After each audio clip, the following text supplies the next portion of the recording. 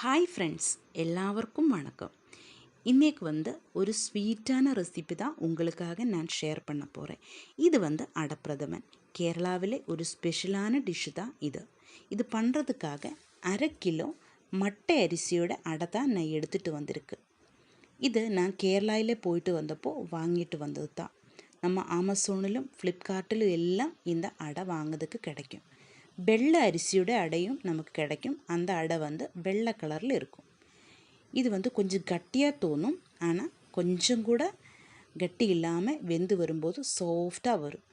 கூட 100 கிராம் ஜவ்வரிசி நான் வேக வச்சு எடுத்துருக்கு. 750 கிராம் வெல்லம் எடுத்துருக்கு. எங்களுக்கு இனிப்பு கம்மியாக போதும், உங்களுக்கு அதிகமாக வேணும்னு வச்சா இன்னும் கொஞ்சம் சேர்த்துக்கோங்க.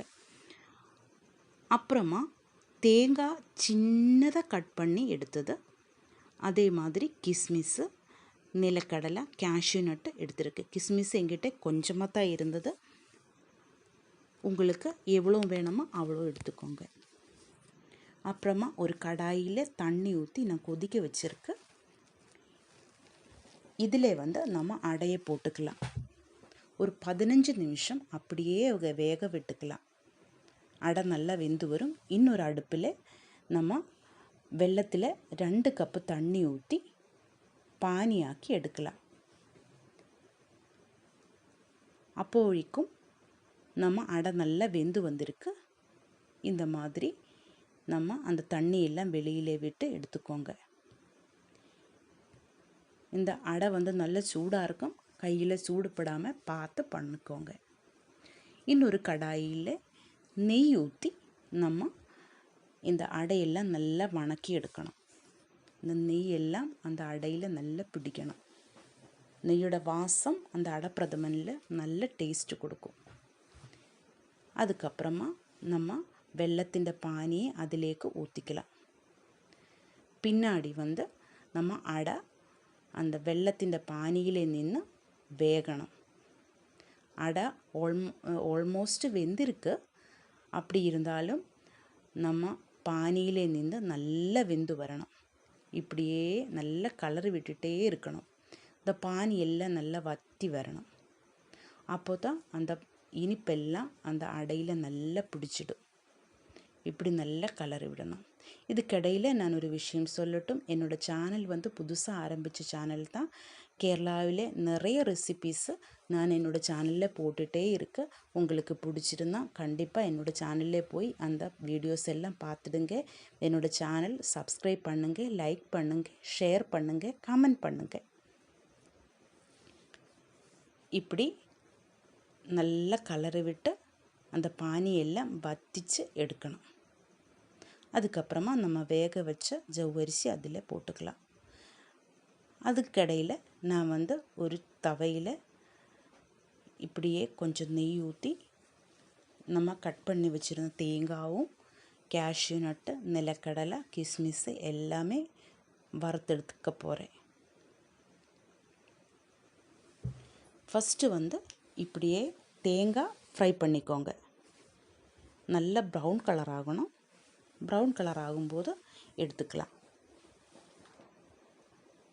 இந்த தேங்காய் ஃப்ரை பண்ணியதுக்கப்புறம் கேஷ்யூ நட்டும் நிலக்கடலையும் ஒட்டுக்கா போட்டு எடுக்கலாம். கடைசியில் தான் கிஸ்மிஸை ஃப்ரை பண்ணணும்.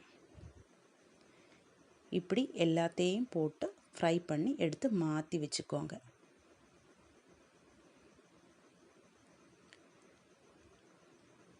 கொஞ்சம் கூட தீஞ்சு போகக்கூடாது. மீடியம் ஃப்ளேமில் போட்டு நமக்கு இப்படி ஃப்ரை பண்ணி எடுக்கலாம். இப்போ வெள்ளத்திൻ്റെ பானியிலே நின்று நல்லா வெந்து வந்திருக்கு. நம்ம அடையெல்லாம் நல்லா குறுகி வந்துடுச்சு. இப்படி இருக்கணும். இப்போ 2 தேங்காயோட பால் நான் புளிஞ்சு எடுத்துகிட்டு வந்திருக்கு. அதிൻ്റെ 2வது பால் தான் நான் இப்போ அதில் ஊற்றியது. இந்த 2வது பாலிலே நின்று கொஞ்சம் நேரம் அந்த அடை நல்லா வேகணும். இப்படியே நல்லா கலர் விட்டுட்டே இருக்கணும். அதுக்கப்புறமா இந்த இனிப்பெல்லாம் பேலன்ஸ் பண்ணுறதுக்காக ஒரு பிஞ்சு உப்பு அப்படியே நம்ம பிரதமனிலேக்கு போடணும். அதுவும் கலரி விட்டதுக்கப்புறமா 1 டீஸ்பூன் ஏலக்காய் தூள். அது நான் சர்க்கரை போட்டு தான் தூள் பண்ணி எடுத்திருக்கு. அப்படியே போடணும். இந்த டைமில் சுக்கு பொடி இருந்தால் அதையும் போடலாம். என்கிட்ட சுக்கு பொடி இல்லை, அதனால நான் போடுறதில்ல. அது போட்டிருந்தாலும் சூப்பர் டேஸ்ட்டாக இருக்கும். இது நல்லா கலரி விட்டதுக்கு அப்புறமா நமக்கு நம்மோட தேங்காவோட பாலை அதில் ஊற்றிக்கலாம். இந்த பால் ஊற்றியதுக்கப்புறம் ஸ்டவ் ஆஃப் பண்ணணும். கொதிக்கக்கூடாது. நல்லா கலரி விடணும். மாட்டுப்பால் யூஸ் பண்ணவே கூடாது. தேங்காய் பால் மட்டும்தான் யூஸ் பண்ணணும். என்னாச்சு, வெல்லம் நம்ம யூஸ் பண்ணுறதுனால தேங்காய் பால் தான் எடுக்கணும். இப்படி நல்லா கலரி விடணும். பின்னாடி நம்ம ஃப்ரை பண்ணி வச்சுருந்த அந்த கேஷ்யூ நட்டு, நிலக்கடலை, தேங்காய் அதெல்லாமே நம்ம அடப்பிரதமன்லேக்கு போடலாம். இப்போ நம்ம அடப்பிரதமன் ரெடி ஆயிடுச்சு. நல்லா கலரி விடலாம். கொஞ்ச நேரம் மூடி வச்சுருந்தா சூப்பராக இருக்கும். அப்புறமா நமக்கு நம்ம ஃப்ரை பண்ணிய அதே நெய்யை இதுக்கு மேலே ஊற்றிக்கலாம். அந்த நெய்யை ஊற்றியதுக்கப்புறம் மூடி வச்சு கொஞ்ச நேரம் அப்படியே வைக்கலாம். அதுக்கப்புறம் நமக்கு ஒரு பவுலிலேக்கு நம்ம அடப்பிரதமன் சர்வ் பண்ணுறதுக்காக எடுக்கலாம். நம்ம வீட்டில் ஒரு கெஸ்ட்டுக்கு வந்தாலும் இப்படி செஞ்சு கொடுத்தா நல்லாயிருக்கும். நீங்கள் ஒரு தடவை இந்த மாதிரி ட்ரை பண்ணி பாருங்கள். நம்ம கேரளா ஸ்பெஷல் அடப்பிரதமன் ரெடியாக இருக்குது. இந்த வீடியோ உங்களுக்கு பிடிச்சிருந்தா கண்டிப்பாக என்னோடய சேனல் சப்ஸ்கிரைப் பண்ணுங்கள், லைக் பண்ணுங்கள், ஷேர் பண்ணுங்கள், கமெண்ட் பண்ணுங்கள்.